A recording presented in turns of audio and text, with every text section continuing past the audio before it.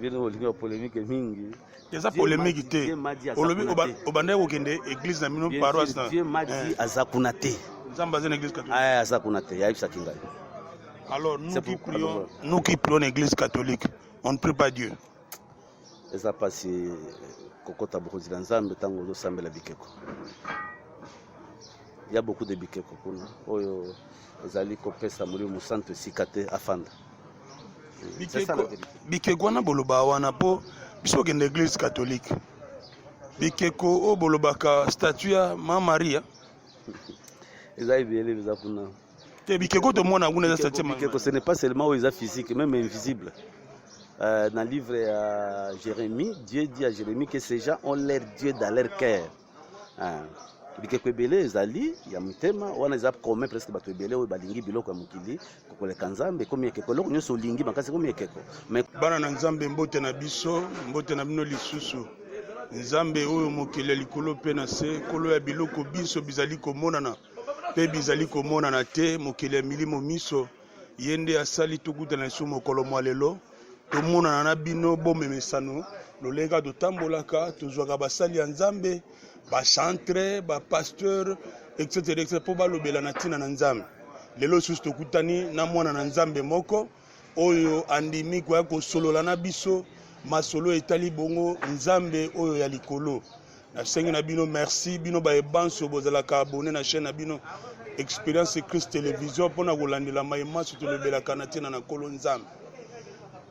Liboso ya kobanda émission na biso bomemesano ndeka tosalaka to remerciaka ba basungaka biso ba oyo basalisaka biso po boyebi kosala musala oyo ezali mwa pasi mingi esengaka ba moyen ebele yango na profiter liboso na koloba nano merci na mokonzi ya mboka na ndenga asili kokanisa lisusu mwana na biso ozama bien la valeur en temps pour le nombre d'années Bobo Mboba oyo azali lisusu reconduit na poste na comme état directeur ya protocole ya chef de l'état na pesi bambote mingi bisika azali na pesi bambote mingi na honorable provincial Anissé Pokonzo bisika azali na yebi etazana Kinshasa na pesi bambote belé pe merci na maïman sozali ko sala na bosanité les jeunes entrepreneurs Ligova Hervé Bolowanga LGV maison Ligova les jeunes entrepreneurs Kinshasa Luanda Kinshasa na pesi mbote na moninga na ngai Basta Joao Basambi musika azali na France pe na pesi bato nyonso sans oublier Bopanda Jonathan merci na bino nyonso place bozali bonjour monsieur Nzambe. Bonjour mon frère. Vous attendu? Oui, très calme. Bon wana tokobanda kotala mingi Moïse le grand caméraman bisika azali na mosala kitwaka azali kosala boni yo mosali na Nzambe. Kimi ezali bien. Je me sens vraiment très bien pour kopesa témoignage mokolo ya lelo lokola bo invitaki ngai na koboya te parce que ezali pona lokumu na Nzambe pe ezali pona kosunga bana na Nzambe belé o bazana kati na ignorance bazala éclairé parce que la Bible dit mon peuple périt pas faute de foi, de donner les offrandes, de prier, de jeûner, non, c'est faute de connaissance. Tu peux prêcher, tu peux donner les offrandes, tu peux prophétiser, mais ceux qui osent ignorer na koyeba boyebi ya Yesu Christo qui est la parole, osaka kubunga. C'est pour cela je n'ai pas hésité à répondre positivement à l'invitation à Bino. Donc c'est un mosala Nzamba le moment makasi pona moisson. Tango lobby connaissance, qu'est-ce que vous attendez par connaissance? Avant la bande on va prier notre Dieu Jésus-Christ, le roi des rois. Ton Dieu parce que sans toi nous ne pouvons absolument rien faire. Accepte encore cette interview et le Kanakatina Kimia. Sunga était naloba exactement.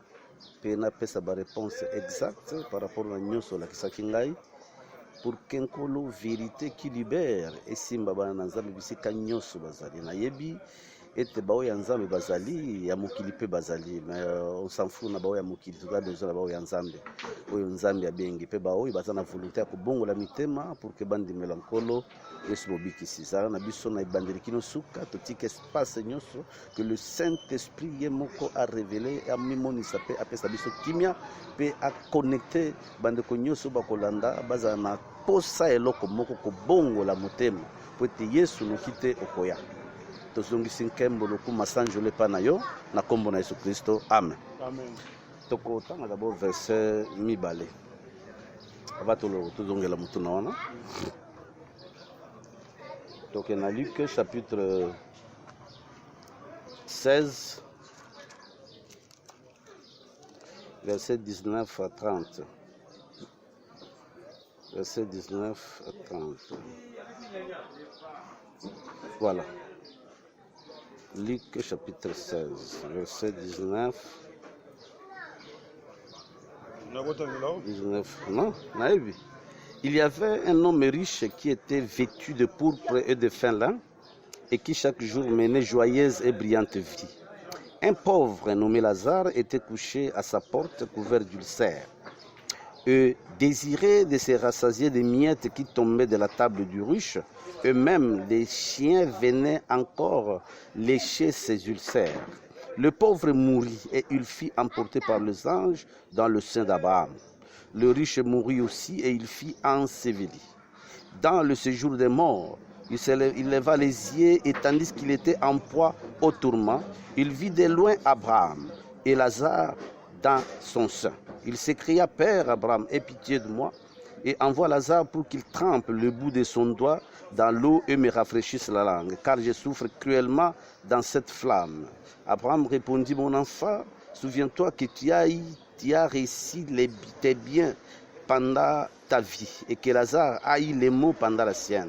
Maintenant, il est ici consolé et toi, tu souffres. D'ailleurs, il y a entre vous, nous et vous un grand abîme, afin que celui qui voudrait passer d'ici vers vous et de là vers nous ne puisse le faire. Le riche dit, je te prie, Père Abraham, envoie Lazare dans la maison de mon père, car j'ai 5 frères. C'est pour qu'il leur atteste ces choses, afin qu'ils ne viennent pas aussi dans ces lieux de tourment.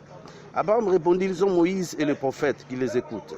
Et il dit, non, Père Abraham, mais si quelqu'un de mort va vers eux, ils se repentiront. Et Abraham lui dit, s'ils n'écoutent pas Moïse et le prophète, ils ne seront pas persuadés quand même quelqu'un de mort ressusciterait. Amen.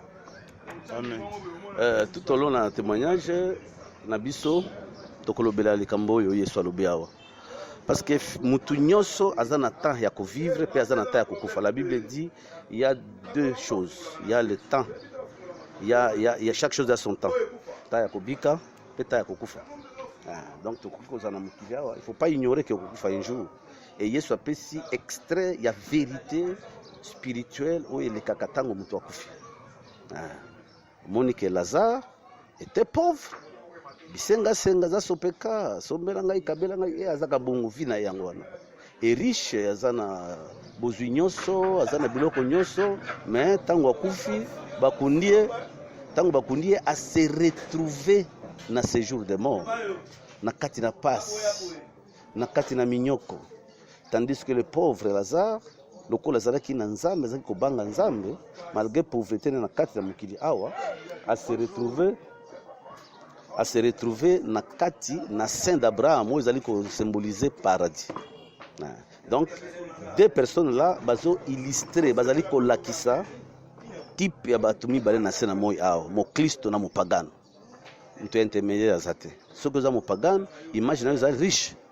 Oyo akendaki na tourment après liwana ye. Ce que za mo Kristo za image ya Lazare le pauvre mais ye tango akufaki ba angelu ba memaki na kati na Saint d'Abraham, vous allez symboliser paradis au lieu de repos. Donc, c'est très important pour que yomoko na sena moi tango kokufa kokende wapi il faut que za la mutuna capital. Tu peux te marier okoki ko sala musala nyoso za mokonzi la poste ni na kati na mokili yeba que un jour ekosila pe okokufa. Est-ce que ba ange ba komema na sena Abraham ou bien ko se retrouver na lieu de tourment lokola le riche. C'est ça. Donc, Tokolobelango, tout en long ya makambo na biso. Tout se rattache na kati na makambo mibale wana. Siko na tunaki mutuna pona connaissance. Connaissance, mon peuple périt faute de connaissance, c'est-à-dire kozanga koyeba. Kozanga koyeba nini Yesu Kristo. C'est lui la sagesse et l'intelligence de Dieu Yesu wana. Bato ebele balobi na ndimeli Yesu. Mais Yesu azanani, Yesu azali loba. C'est quoi son ndimeli Yesu? Esengeli osala la liloba. Tant que vous avez la contrainte na liloba. C'est que vous êtes dans l'ignorance, tu ne comprends pas. Dans ce monde de la connaissance, tu as connaissance dans la Bible, tu as connaissance par rapport à la révélation. On a dans Matthieu 11, verset 27. Personne ne connaît le Père si ce n'est le Fils, et personne ne connaît le Fils si ce n'est le Père. Et à celui que le Fils veut bien le révéler. C'est-à-dire que c'est une révélation. Ce que tu as dit, Yesu azali ko sabaye kolina ye, batu bazolo bangana zabo ngana zabo bino bazolo banini mpona ngai. Petro bino yo za Kristo mwana na Nzambe. Yesu ataya lobi fils de Jonas. Esengona yo mais mutu yanwana uzu yango te zanzoto te makila na nzoto te mutu pesi yanwana ezali tata na ngai ya likolo. C'est une révélation. Alors si tu n'as pas la révélation de la parole de Dieu, gloire au Seigneur parce que la kanisi lo bamoko les écritures tuent mais l'esprit vivifie. Bato bila zotanga ka verset tanga verset moko abadi ko sala makelele lebele, il n'a pas la révélation de la parole de Dieu. Il nous faut la révélation et celui qui donne la révélation c'est Jésus lui-même. Frère yebisa biso ozanani obimeli ndenge nini pour lelo parler na ba verso bimisi o parler sur la connaissance yo ozanani obimeli wapi. Merci pour la mutuna. Comme on a Pierre Muganza. Amour, je suis esclave et serviteur de Jésus. Nandimi Yesu depuis 1996. Dans un moment, je suis en 4e des humanités, je n'étais pas encore marié. Et puis, c'était la première fois que je parce que Nabimi Nangai, je suis catholique, le papa Nangana Maman Bazalaki Kuna, Nabimi, Nakoma Nabalaba, Makolo Kangabi, moi Natambola, exact. Alors pourquoi ça? C'est quoi le bandi ko bunda wana na zo bunda na lobamo. Je dois quand même partir na église na biso kuna ya catholique. Nde tango makole kangami mungongo elobi na ngai pourquoi ligo kende kuna ngana zalaka kuna te. Bon, lokola c'est la première fois na yo ka mungongo boye na tiaki penza kate. Et na zo bunda na yo ki kati na nga balobi boye kende awa balakisi nga église moko ya CPEZA, c'est-à-dire communauté des églises de Pentecôte au Zaïre na Tawana. Na natali église on zakana balabala place toleka kama tokota kuna te biso toyebi kaka bato wana bazabi nzambe. Alors nazo bunda makolo ezo bouger te. Je me dis bon lokola bayebisi nga na kende église oyo na kende tango kana zwi décision na kati na ngai nazo kende kuna mbala moko makolo efungwami. Mbala moko na zwi direction na église wana. Na koti na église wana ya CPEZA chai na koti bayambi biso tofande lokola biso tomesedi lolenge na bango ya kogumba melanzambe te nazaki lokola mopana zo komaki air ya mateya. Le pasteur qui prêchait ce jour-là a confié déjà pasteur Daniel Kitoga a confié déjà azateya te na kati na mateya naye nde nguya muli busante ko kita katikati na ngai. Tango kiti katikati na ngai je vois le tableau sombre de ma vie, mo pagano 100%. C'est qu'on a moni makamutu ya madona ko sala nyonso nde vinangeza boy. Alors na bimi place dans zalaki na kei tout droit pied ti liboso kuna na chair kuna na fuka na bandi kolela na bandi kolela Yesu limbisanga kaka jour wana lokola Molimo Santo akitaki j'étais rempli par le Saint-Esprit et les jours là papa l'écriture à 2 Corinthiens chapitre 5 verset 17 lobi si quelqu'un est en Christ comme kelamu yasika. Moi j'ai expérimenté ça na yaki mopagano na zongi mo Kristo. siko babondaki mpona biso babondeli mpona biso presque 2 ou 3 fois bampaka bazalaki wana bapesi biso conseil. Après nazo sentir katikati nanga un changement bouleversant. Makambo nyonso ya kala eza lokola bakomboli yango na longo wana na songi na ndako me na ndako bato bazangi kimia mabondeli naza kolala te nazo bondela ti bato balobi me junior azwi po basere bazwi nganga junior zaki na petit ozwi liboma to ni bondela papa na ebisi yo bondela butu nyonso à partir ya 23 ans na bani bondeli kino 4 heures la même kaka culte matinal. Les mêmes jours d'ailleurs, Miss Fungwami. Je peux voir les anges, je peux voir les sorciers, je peux voir les esprits impurs. Kaka Mokoloana, Miss Fungwami, Matoye Fungwami, Naoki Koyo, Kanzamba Lobi, Nayoki, et voilà, on a évolué Nengewana et on a encore donc, Olanda yo, l'église catholique Nzamba Zate. Vino polémique mingi. Il y a polémique té. Obanda okende église na mino paroisse na. Dieu m'a dit azakunate. Nzamba zene église catholique. Ah azakunate, ya ibsa kinga. Alors nous qui prions l'église catholique, on ne prie pas Dieu. Eza pasi kokota bokozila Nzambe tango zo sambela bikeko. Il y a beaucoup de bikeko kuna. Oyo ezali kopesa muri mu santo sikate afanda. Bikeko na boloba wana po biso kende église catholique. Bikeko o bolobaka statue ya Mama Maria. Ezali biele biza kuna. Te bikeko to mona kuna statue Mama. Bikeko ce n'est pas seulement où ils physique, même invisible. Dans le livre à Jérémie, Dieu dit à Jérémie que ces gens ont leur Dieu dans leur cœur.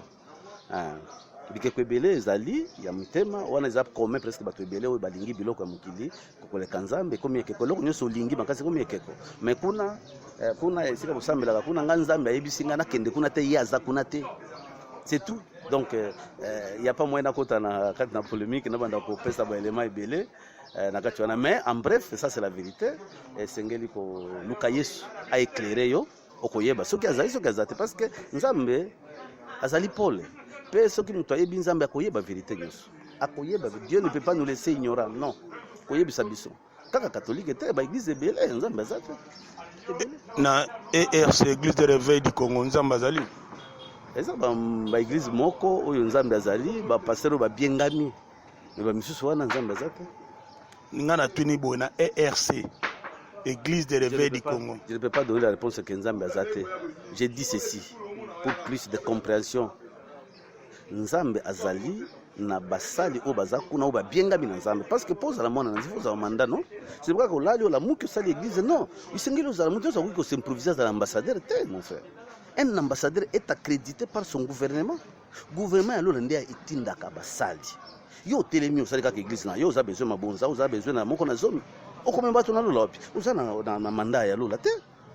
C'est ce que nous voyons entre les lois l'amour qui a sali l'église naïe ne makele le kuti ya bazo te même sujet au kuti bazo soana ba pasteur bazo bunda pour mabonza donc ils ne comprennent pas mission na bango comment passer ko bunda pour mabonza comment passer ko bunda pour na kiti parce que bazo monde ngana za pasteur te non ata baba bwa kisio soki za na Nzambe bato bakolanda yo kaka passe za Nzambe donc soki bato baza focaliser na biloko c'est que bayebi Nzambe te. Mais je ne dis pas que toutes les églises de réveil Nzambe azate. Par contre, je ne dis pas toutes les églises de SCC Nzambe azali. Les gens de la communauté musupe na kati na SCC ou bazali côté à soloté, bazali. Mais je mets l'accent que esengeli mutu aza na mandat ya Nzambe. Oza na mandat, oza accrédité par Lola. Mutu wana nde aza légal ya kopesa batu visa kota na Lola. Sokuti mutu azote habité ate na maté nyonso wana ezali ya tengu telemité maté nyonso wana eza comme watu na lola te donc obingami na Nzambe tu n'as pas été au conseil de Dieu. Dieu n'est pas dans l'église catholique mais bana na Nzambe yo personnellement oloba na Nzambe tango ozomona effort nous salaka pona kuzwa bana na Nzambe bagena na libungi se retrouver l'église catholique otika bango ba se perdre ka ndengwana bagena na bikeko pona ni yozo loka église catholique tena zoke no moko moi na tuni yo catholique na tuni ERC na zongeli yo lobi ko sola na Nzambe alobaka na yo nazana musala ya kubondela pona batu nyonso oyo bazali kobunga na kati na ignorance ezana batu baza prise en otage par les esprits pona kolie bango bazala ba esclave bongo eza pe batu baza na kati na kobunga pona ignorance ezana batu pe babungi bango boko baza conscient ya kobunga pe ba choisir babunga olakisi vérité mais aboya lobi naza kuna tekana kutika kana église ya koko na ngai ya tata na ngai ya mama na ngai oyo tokutaki awo osande Nzambe nde mobikisi biso toza bato tozali kozwa liloba lokola semence tozali kobwaka mais mabele malamu ezali Nzambe nde ayebi donc na bondelaka je me souviens d'abord dans une vision nazaki na prière ya 7 jours na kati ya prière na sisaki prière nanga bien na sisi nyonso après jour moko nazotambola kote ya pompage nayaki molimo centre koyebisanga Pierre yo osengaka biloko na yo obondeli nzambe mpona mosala na yo mpona biloko na yo me bato na ngai nyonso oyo bazali kokufa na kati ya masumu mpona nini obondaki mpona bango te zonga lisusu osala 7 jours j'étais obligé ya kosala lisusu 7 jours butu nyonso azobondela nzambe bikisa bapagano nzambe bisa bao bandimi nanu te bazaka na katolike bazala bisika ebele meme na baeglise na biso bato baza bapagano baboyi kondimela yesu tozoteya vérité me bango baza kuna te ils sont nombreux. Mais il y a des églises où ils se distinguent mingi na kati na enseignement où ils allaient sainteté, ils allaient malamute, c'est ça. Mais au moins nous prions beaucoup pour na ba oyo ba yebi le banzambe parce que ce que nous avons fait bon même Yesu dans la passe na mutema. Ba communauté bimé belé. Bien sûr, on est là pour ya ko kamate sur le bi dans le temps dans les derniers temps. Bato belé bakoya na komona nga ba faux Christ bakozala belé biso tozokama na likambo wana tozomona ka accomplissement ya malakisi na nkolo Yesu même na SCCP ba communauté mosusu ezali ya malamu kwa ba sep nayebi nakotanga kombo te mais nayebi ba mosusu bazali na bilo wa communauté église des pentecôtistes est-ce que yango peza yango ndeza ya basantu. Je ne peux pas dire ça, je ne peux répondre de place. Je sais tout simplement que SCC, il y a des fausses communautés où ils allaient comme Nazo baba pentecôtiste. Na ba pentecôtiste, c'est faux pentecôtiste, c'est ba vrai pentecôtiste. Oh ya yo. C'est pas que. Nous nous enseignons la sainte doctrine. Mais ceux qui kuna ezalaki mabe mais Yesu amemanga kuna te na c'est pas que vous enseignez la sainte doctrine. La sainte doctrine papa ceux qui mutu abungi na yeka kamoko nous enseignons la sainte doctrine de A à Z batu batambola kubanga nzambe. La sainte doctrine c'est quoi? C'est l'enseignement qui amène les gens au ciel, c'est-à-dire la sanctification du corps, de l'âme et de l'esprit. Malème frère Pierre. Donc la sainte doctrine ne se retrouve pas dans l'église de réveil. Non, et ça là-bas oui bazali côté sainte doctrine dans l'église de réveil. Oh ya bilo c'est pas que peut-être je pense dans l'église de Belé non? Tout ça l'église de Belé. C'est la communauté même.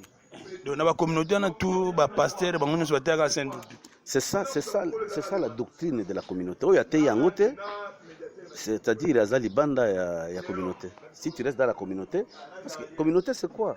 C'est ensemble avec l'église nyonso wana endimi kotambola na vision moko non? C'est ça.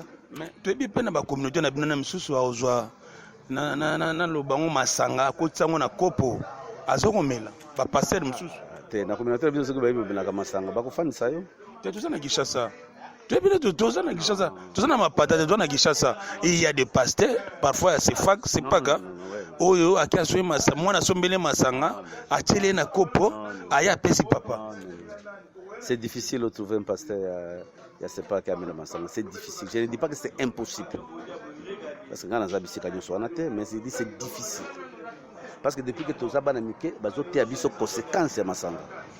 Toyebi c'est que dit la parole de Dieu et la révélation que nous avons de la parole par rapport à masanga. Ya ko langwisa parce que na linga zo lobi masanga elingi ko loba nyoso oyo bamelaka. Mais masanga ko langwisa na oyo langwisa kate okiseni ezali. Oya ko langwisa te. Au lobby, une église de réveil, certains serviteurs bazar à vrai. Les autres, il y a vrai bazar mouké. L'église catholique nzam bazate. C'est que bao servir nzam ceux qui parlent de Dieu là-bas, ils ne parlent pas donc ils parlent de Dieu sans pour autant connaître Dieu. Hein? Ce qu'on a lobby, toujours que ne malem malebino bata sainte doctrine dengo lobby wana. Na tunu ya masang. Croyez-vous que dans ces facs, il n'y a pas de pasteur qui courent derrière les filles? Ça, c'est un problème personnel. J'ai entendu déjà ça. Quelques pasteurs, mais ceux qui tu ne peux plus être pasteur. La communauté qui fait ça, c'est communier. Jamais bayoka que l'église vous a moi si ceux qui bayoki yango bayebi officiellement on mène les enquêtes. Pas fin d'ici tu n'es plus pasteur.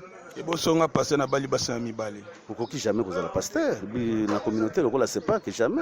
Ou tu na c'est pas qu'il faut balambala moko. À moins que moi sinon akufinde, c'est pas que obenganie, obali moi si mususu quelle que soit la raison je suis pasteur. Jacob balambala moko. Ça c'est l'Ancien Testament. L'église vient du Nouveau Testament. Parce que toi que malembe. Na c'est pas que on ne prêche pas l'Ancien Testament. Non, Toute la parole de Dieu est là. Mais l'Ancien Testament, c'est l'ombre. Le Nouveau Testament, c'est la lumière. Ce que c'est le Nouveau Testament, parce que Yesu azoloba. Tu comprends un peu ça? C'est différent. Le Nouveau Testament, la bonne nouvelle qui concerne Yesu Massia, c'est la lumière. Yesu alobi, je suis la lumière du monde. Alors, Ancien Testament, dans la loi, comment la base David y en avait? Zacharie mon côté. Pas comparer, nous sommes des chrétiens et c'était des croyants. Et l'homme Molimo Santo, Paul alobi boy. L'apôtre personnel. Non, yoka. La parole de Dieu le débit. Et ça impersonnel. Comment expliquer, non? Azai koyema kambwana te. Mais nzambe eba yiki liloba wana ndi liloba ka moko ekokende ti mokili mobimba. Frère Pierre wana otikote. Olobi boy. Toke malembe, ogomela soite. Ma ezali ogomela. Tolobi boy. Nalobi non, la parole de Dieu est impersonnelle. La parole de Dieu est continuelle. C'est-à-dire est en attente de kala sika. Tout ça nangote. C'est l'apôtre Paul qui dit. Dans Azoloba, la Bible dit toute écriture est inspirée. Hein? Tant vous êtes inspiré, nous avons déjà que tant où et Dieu inspire à Paul de dire ça, que c'est lui qui s'attache à la prostitution. Alors, d'abord, on a Katakou, écoutez, à la prostituée, c'est clair, non? Mais ce n'est pas à la femme. Oui. C'est-à-dire la femme, c'est ce qui est légal. Prostituée, c'est l'égalité. Donc, Moussa Nzamba, oui, quand on a prostituée, c'est clair, non? Merci. Prostituée n'est pas légale. N'est pas légal. C'est la prostitution, c'est un péché. Oui, on n'a pas été frère Pierre. Ce qui n'est pas légal, c'est une prostitution. Mais ce qui est légal, c'est la prostitution. Donc je peux aussi facilement avoir ma deuxième épouse. Non. Mon deuxième épouse. Vous savez, la pensée de Dieu n'est pas dans un seul verset. Il y a un verset. Ce que tu salis collecte de tous les versets qui parlent. Il y a mariage. Selon la Bible. Selon la Bible, la pensée de Christ pour l'Église. L'Église doit avoir un membre de l'Église ou un chrétien qui appartient au corps du Christ doit avoir seulement une seule femme. Et l'apôtre Paul même à cause de l'impudicité, mais je voulais que Boz la loco langaï.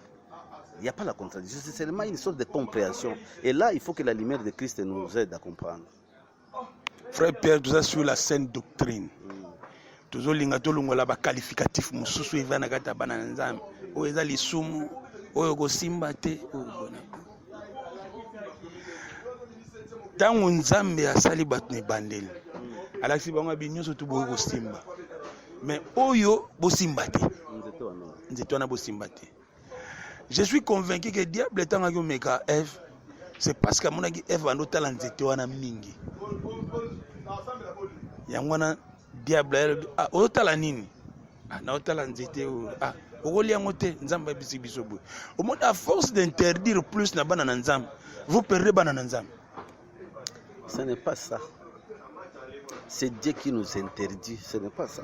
La parole de Dieu n'est pas la parole humaine, et ça et sa fabrication. La Bible, tous ceux qui ont écrit par rapport à Nzambe à révéler, parce que c'est l'esprit qui les a conduits à écrire. Et donc, Dieu est saint. Papa. Dieu est saint, saint, saint. Et ceux qui ont l'idée ça, vous voulez vous approcher de Dieu, papa. Il y a certaines choses qu'il faut laisser. Et hier, soit clair, quand le Saint-Esprit viendra, fonction moko ya molimo santo ezali ko convaincre bino na o etali lisumu ezali appréciation ya biso te. Non, c'est pas parce que yo lobi o lisumu, non, lisumu reste lisumu soki nzambe lobi ezali lisumu. O lobi le mot bien, lisumu eza appréciation na biso te. Na biso te. C'est Dieu.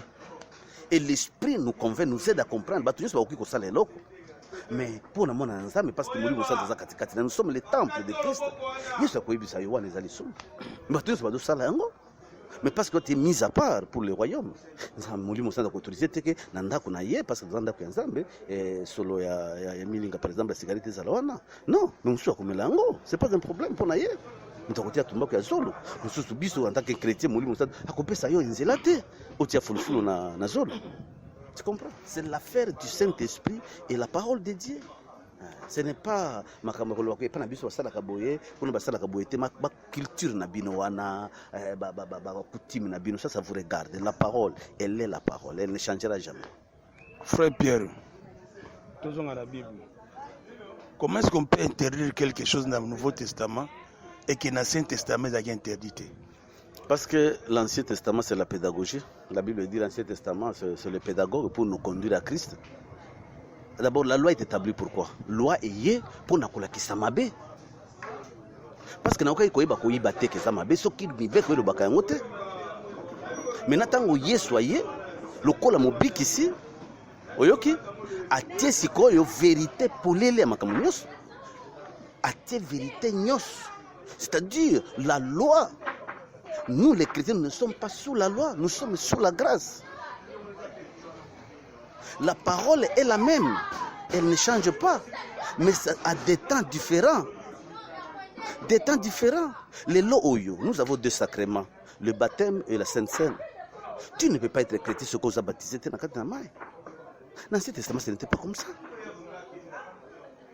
Tout le monde n'était pas baptisé, bien qu'il y a une figure de baptême, on a traversé la mer Rouge, mais ce n'était pas comme dans le Nouveau Testament. Donc les choses ont changé. Soyez parce que le salut est différent. Il y a les nations et il y a Israël. Israël est lié sous terre. Mais ce n'est pas pour autant qu'ils ne sont pas des enfants des diacres de la promesse. C'est ça pour Abraham, Isaac et Jacob. Quand la grâce est aussi la côte et nation, toutes les nations, c'est-à-dire qu'il ne va pas Israël. Nengulu c'est quoi et qui para bango pour bandima Jésus Christ. C'est ça. Mon but ici c'est moko. Tozwa ndenge lobi wana. Tozana na blogo lobi wana. Ce qui totali bien, l'Ancien Testament,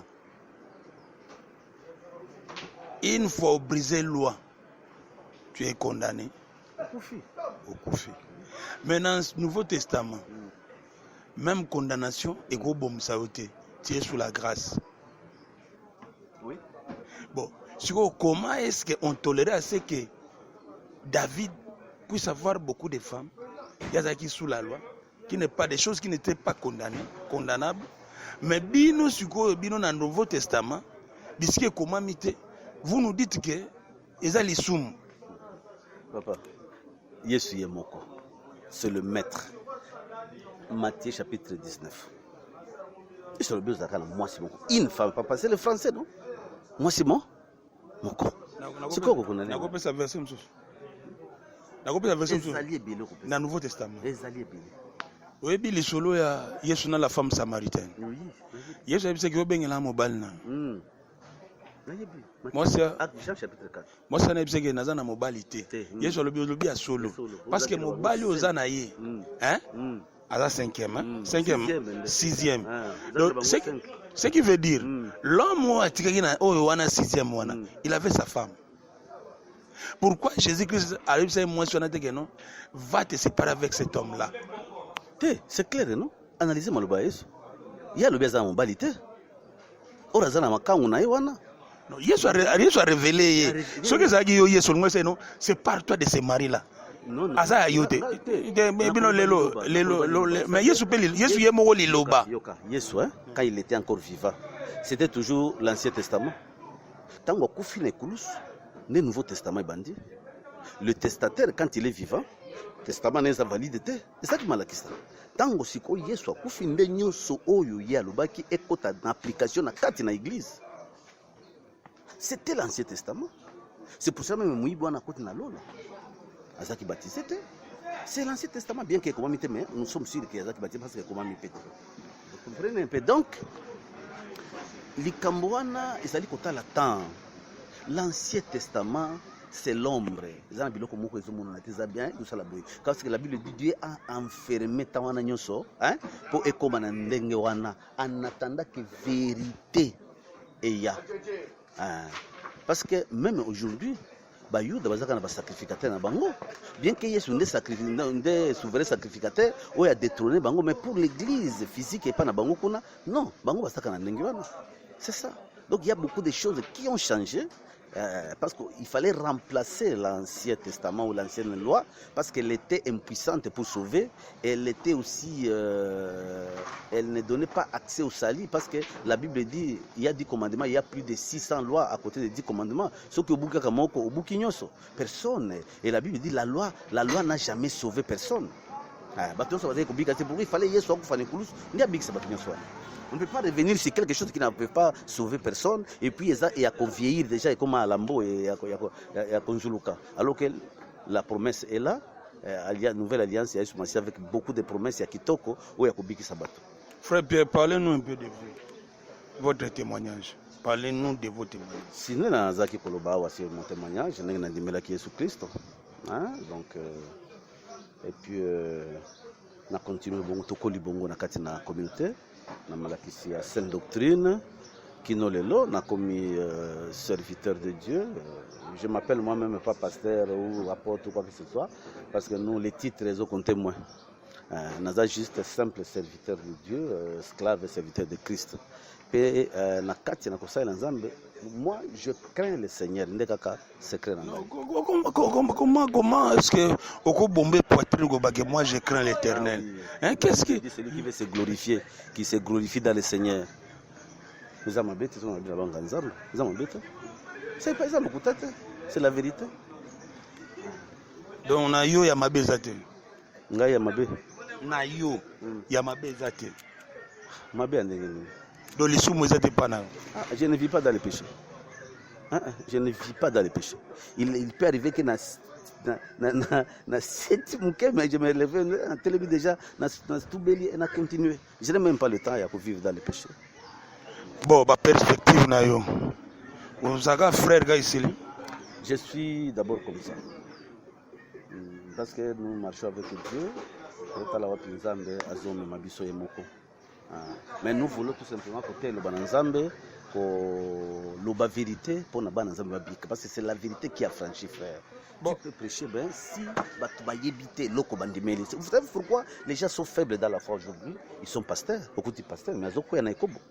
Beaucoup de pasteurs, mais azana makango. Ayebite nini azosala, il s'embrouille lui-même. Comment tu es pasteur au mela masangale olangwa? Comment tu es pasteur au koya naikobo?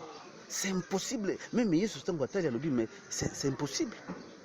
Quand tu t'appelles pasteur, tu es un serviteur de Dieu. Cela veut dire aussi que l'équipe a été péwana. Parce que Paul a lobby imiter le Christ, imitez-moi comme j'imite Christ. C'est ça. Ce n'est pas question, il y a côté à Batubasa la boété, mais il y a aussi lango. Non. Au comme pharisien. Et ça ne passe pas et pas ensemble. Donc, esengeli ba oyo bazali côté ensemble bazala bango moko mokanda oyo Yesu akomi oyo bato bazali kotanga non seulement physiquement mais spirituellement parce que nous prêchons comme ça nous témoignons comme ça bato ya milimo mabe bato ya mamiso misusu bazali kotala to vérifier na mutwana batali ba vérifier tali aza mo Kristo parce que bakoyeba yoka il y a pas de secret sur la terre. Frère Pierre toi nous que ben à moi toi ndi ko citer qu'est-ce que vous pouvez parler du bien ou du mal de l'église de Dieu au Congo? Malamu, église, corps du Christ, awa na Congo. Mabe, église, corps du Christ, eza wapi na Congo?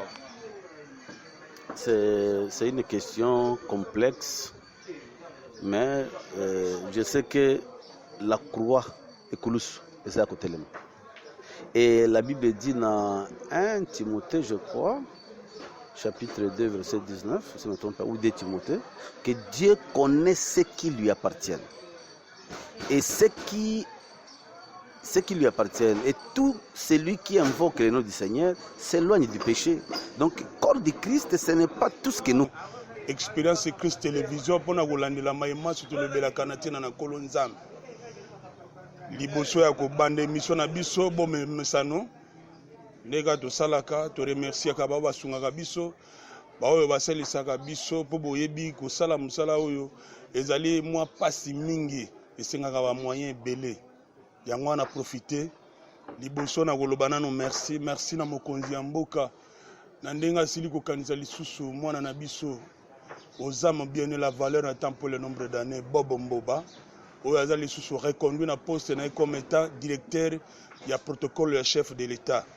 Na pesi bambote mingi bisika azali na pesi bambote mingi na honorable provincial Anissé Pokonzo bisika azali na yebi etazana Kinshasa na pesi bambote belé pe merci na maïman sozali ko sala na bosanité les jeunes entrepreneurs Ligova Hervé Bolowanga LGV, Maison Ligova les jeunes entrepreneurs, Kishasa, Luanda, Kishasa. Na pesi mbote na moninga na ngai Basta Joao Basambi, musika azali na France, pe na pesi bato nyonso sans oublier Bopanda Jonathan. Merci na bino nyonso, place Bozali.